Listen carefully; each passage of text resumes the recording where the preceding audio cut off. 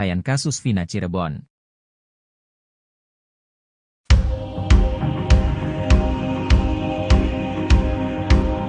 Vina dan Eki ternyata putus sebelum tewas di Jembatan Talun Cirebon pada Sabtu 27 Agustus 2016, walau putus namun Eki dan Vina tetap bertemu. Cerita Vina dan Eki putus ini diurai dua temannya, Widya dan Mega yang pada malam kejadian menjemput Vina. Diceritakan memang Vina rutin menginap di rumah Widi bersama Mega, sampai pada Jumat 26 Agustus 2016, Vina masih menginap di rumah Widi. Widi bercerita Sabtu 27 Agustus 2016, Vina minta diantar ke kontrakan temannya lalu bertemu Eki di jalan sekitar pukul 17 waktu Indonesia Barat. Menurut Mega, Eki dan Vina sempat berdebat di jalan, mereka lalu pergi lalu janjian di kontrakan teman Vina.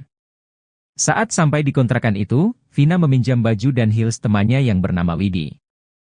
Saat ditanya hubungannya dengan Eki, Vina menjawab bahwa dirinya putus, lalu ia pergi dengan alasan akan menyelesaikan masalahnya dengan Eki.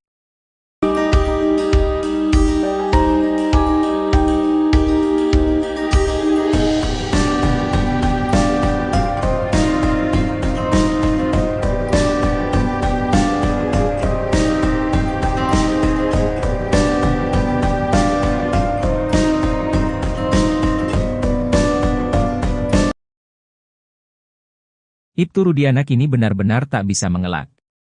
Pasalnya jam 10 malam Vina dan Eki belum tewas di Jembatan Talun Cirebon. Bahkan jam 10, Vina dan Eki masih tertawa merayakan hubungan mereka yang kembali pacaran setelah sempat putus. Dalam sidang kasus Vina disebutkan, bahwa Eki dan Vina melintas depan SMP. Jalan Perjuangan pukul 21 waktu Indonesia Barat. Lalu dalam kesaksiannya, Ibtu Rudiana menyebut kejadian pembunuhan terhadap Eki dan Vina terjadi pukul 22 waktu Indonesia Barat. Namun teman dekat Vina, Widya Sari mengungkap bahwa pukul 22 WIB justru masih berkirim pesan. Namun Widi menolak untuk keluar rumah. Sekitar pukul 22.05 WIB, Vina kemudian menelepon Widi. Dalam telepon, Widi mendengar Vina sedang tertawa-tawa bersama-sama orang lain. Menurutnya Vina sangat bahagia karena bertemu Eki. Ditambah lagi, Vina baru saja balikan dengan Eki.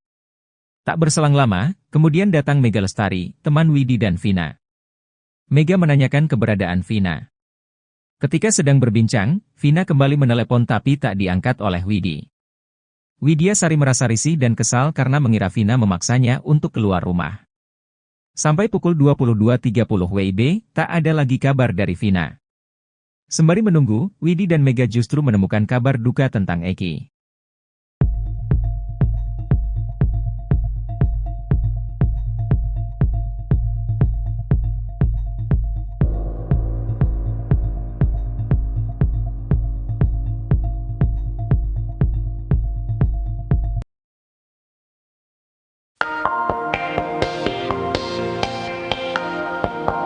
Aep yang kini menghilang sempat terlihat berada di Kabupaten Purwakarta. Saksi kunci kasus Vina itu dikawal 3 pria berambut gondrong. Hal itu disampaikan Deddy Mulyadi, anggota DPR RI terpilih dari Gerindra yang aktif mengadvokasi para terpidana kasus Vina. Informasi itu didapatkan Deddy kala menyambangi kediaman ayah Aep di daerah Desa Palinggihan. Deddy pun menceritakan kabar soal Aep itu kepada Oto Hasibuan, Ketua Umum Peradi yang kini membela para terpidana kasus Vina. Ex-Bupati Purwakarta itu menjelaskan ciri 3 orang yang mengawal Aep, berambut gondrong. Deddy merasa Aep masih percaya diri bahwa dirinya masih terus bisa sembunyi dari berbagai tuntutan untuk bersaksi soal peristiwa penyerangan Vina dan Eki yang kini diragukan. Oto pun menegaskan, jika 3 orang pengawal Aep itu menghalangi upaya penegakan hukum maka itu melanggar hukum.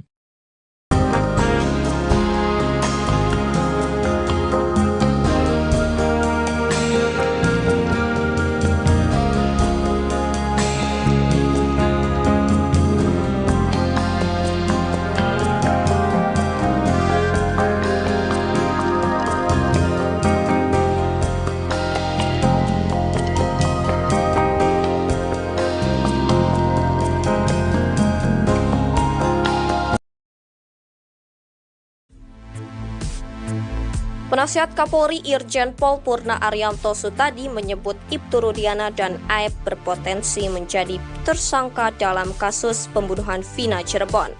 Pasalnya kedua sosok ini menjadi biang keladi di balik kecurigaan publik terkait kasus Vina yang penuh kejanggalan.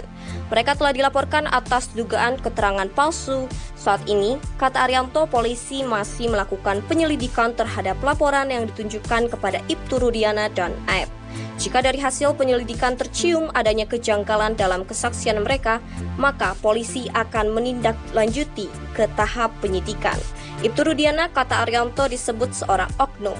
Dia tak mewakili perilaku anggota lain di tubuh institusi Polri. Kendati demikian, Arianto mengaku lega.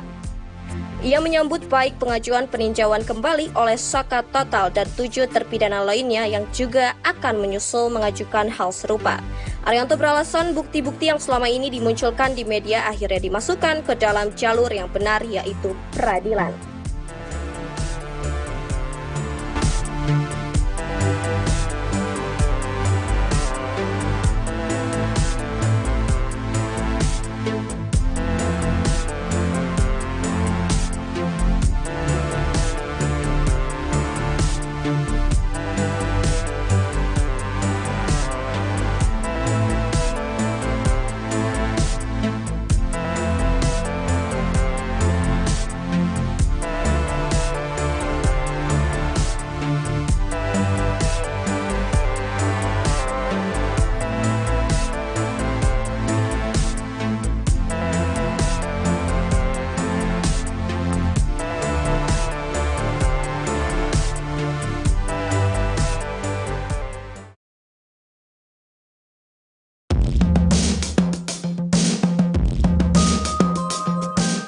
Permohonan perlindungan terhadap 7 orang yang berkaitan dalam kasus Vina Cirebon ditolak oleh Lembaga Perlindungan Saksi dan Korban, LPSK.